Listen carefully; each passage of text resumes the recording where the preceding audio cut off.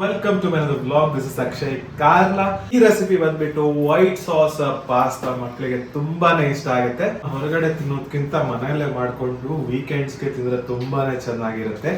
ಈಸಿಯಾಗಿ white sauce pasta ಹೇಗ್ ಮಾಡೋದು ಅಂತ ನಾನು ಇವಾಗ ತೋರಿಸ್ಕೊಡ್ತೀನಿ, ಬನ್ನಿ. ಫಸ್ಟ್ ನಾವೊಂದು ಬಿಸಿನೀರು ಇಟ್ಕೊಳ್ಳೋಣ. ಅದು ಬಾಯ್ಲ್ ಆಗ್ತಿದ್ದಂಗೆ ಅದಕ್ಕೆ 1 ಟೀ ಸ್ಪೂನಷ್ಟು ಸಾಲ್ಟ್ನ ಆ್ಯಡ್ ಮಾಡ್ಕೊಳ್ಳೋಣ. ಸಾಲ್ಟ್ ಆ್ಯಡ್ ಆದಮೇಲೆ ನಾವು ಡ್ರೈ ಪಾಸ್ತಾ ಏನಿರುತ್ತೆ ರೆಡಿಮೇಡು, ಅದನ್ನು ಒಂದು 1.5 ಕಪ್ಪಷ್ಟು ನಾನು ಈ ಒಂದು 2 ಲೀಟ್ರ್ ಕುದಿಯೋ ನೀರಿಗೆ, ಬಿಸಿ ನೀರಿಗೆ ಆ್ಯಡ್ ಮಾಡ್ಕೊಳ್ತಾ ಇದ್ದೀನಿ. ಸೊ ಇದೊಂದು 7ರಿಂದ 8 ನಿಮಿಷ ಬಾಯ್ಲ್ ಆದರೆ ರೆಡಿಯಾಗಿರುತ್ತೆ. ಇದನ್ನು ಈ ಥರ ನಾನು ನೀರೆಲ್ಲ ಡ್ರೈ ಆಗಕ್ಕೆ ಇಡ್ತಿದ್ದೀನಿ.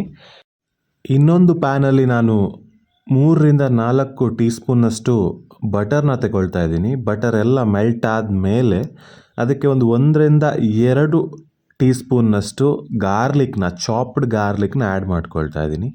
ಇನ್ನು ಈ ಚಾಪ್ಡ್ ಗಾರ್ಲಿಕ್ನ ಬಟರ್ ಜೊತೆ ಚೆನ್ನಾಗಿ ಫ್ರೈ ಮಾಡೋಣ. ಆಲ್ಮೋಸ್ಟ್ ಒಂದು ಗೋಲ್ಡನ್ ಬ್ರೌನಿಷ್ ಕಲರ್ ಬಂದಿರಬೇಕು. ಅದು ಬಂದ ಮೇಲೆ ಒಂದು 2 ಟೀ ಸ್ಪೂನ್ನಷ್ಟು ಮೈದಾ ಆ್ಯಡ್ ಮಾಡ್ಕೊಳ್ತಾ ಇದ್ದೀನಿ.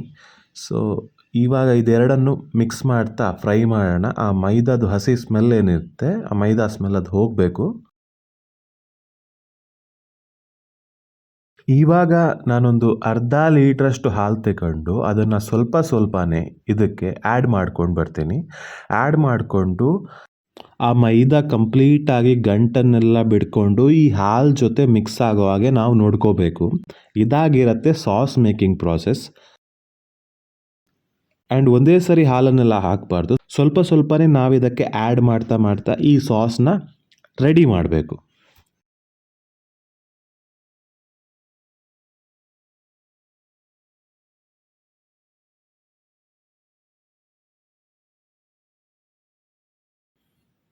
ನೋಡಿ, ಇವಾಗ ಆ ಸಾಸ್ ಆಲ್ಮೋಸ್ಟ್ ರೆಡಿ ಆಗ್ತಾ ಇದೆ. ಬಟ್ ಇದು ಸ್ವಲ್ಪ ಇನ್ನೂ ಥಿಕ್ನೆಸ್ ಬರಬೇಕು. ಆ್ಯಂಡ್ ಈ ಥರ ಥಿಕ್ನೆಸ್ ಬಂದಾದಮೇಲೆ ನಮ್ಮ ಸಾಸ್ ಆಲ್ಮೋಸ್ಟ್ ರೆಡಿ ಇರುತ್ತೆ. ಸೊ ಒಂದು ಬಾಯ್ಲ್ ಬರೋಕ್ಕೆ ಬಿಟ್ಬಿಡೋಣ. ಇದು ಬಾಯ್ಲ್ ಬಂದ ಮೇಲೆ ನಮ್ಮ ಸಾಸ್ ರೆಡಿ ಇರುತ್ತೆ. ಇನ್ನೊಂದು ಪ್ಯಾನಲ್ಲಿ ನಾವೊಂದು 2ರಿಂದ 3 ಟೀ ಸ್ಪೂನ್ನಷ್ಟು ಬಟರ್ನ ತಗೊಂಡು ಚಾಪ್ ಮಾಡಿ ಇಟ್ಕೊಂಡಿರೋವಂಥ ಒಂದು ಮೀಡಿಯಮ್ ಆನಿಯನ್ನ ಹಾಕೊಳ್ತಾ ಇದ್ದೀನಿ. ಆಮೇಲೆ capsicum, green and red bell pepper ಸ್ವಲ್ಪ ಇದು ಚೆನ್ನಾಗಿ ಕಾಣಲಿ, ಆಮೇಲೆ ಫೈಬರ್ ರಿಚ್ ಆಗಿರಲಿ ಅಂತ ಇದನ್ನು ಆ್ಯಡ್ ಮಾಡ್ಕೊಳ್ತಾ ಇದ್ದೀನಿ. ಆ್ಯಂಡ್ ಕೆಲವರಿಗೆ ತುಂಬಾ ಇಷ್ಟನೂ ಆಗುತ್ತೆ.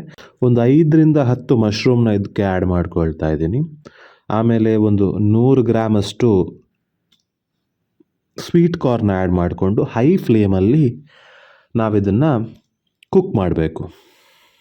ಇನ್ ಬಿಟ್ವೀನ್ ರುಚಿಗೆ ತಕ್ಕಷ್ಟು ಉಪ್ಪು ನಾನಿಲ್ಲಿ ಆ್ಯಡ್ ಮಾಡ್ಕೊಳ್ತಾ ಇದ್ದೀನಿ. ಆಮೇಲೆ 1 tea ಸ್ಪೂನ್ನಷ್ಟು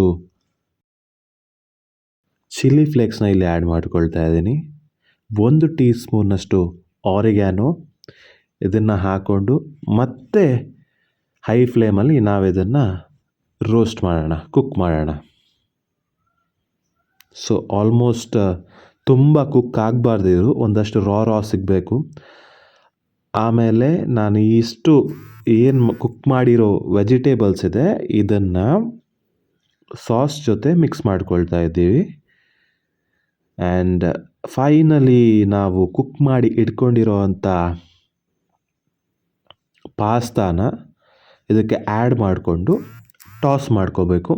so last but not the least ನಾನೊಂದು 2 ಕ್ಯೂಬಷ್ಟು ಚೀಸ್ನ ಆ್ಯಡ್ ಮಾಡ್ಕೊಳ್ತಿದ್ದೀನಿ. ಯೂಶ್ವಲಿ ತುರಿದು ಹಾಕಬೇಕು ಇದ್ರ ಮೇಲೆ, ಬಟ್ ನಾನು ಪಾಸ್ತಾ ಜೊತೆನೇ ಮೆಲ್ಟಾಗಿ ಮಿಕ್ಸ್ ಆಗಲಿ ಅಂತ ಈ ಥರ 2 ಕ್ಯೂಬ್ನ ಹಾಕ್ಕೊಳ್ತಿದ್ದೀನಿ. ಸೊ ಫೈನಲಿ ಟಾಸ್ ಮಾಡಿ ಆದಮೇಲೆ ನಮ್ಮ ವೈಟ್ ಸಾಸ್ ಪಾಸ್ತಾ ರೆಡಿಯಾಗಿದೆ. ಟೇಸ್ಟ್ ಅಂತೂ ನೆಕ್ಸ್ಟ್ ಲೆವೆಲ್ ಆಗಿದೆ.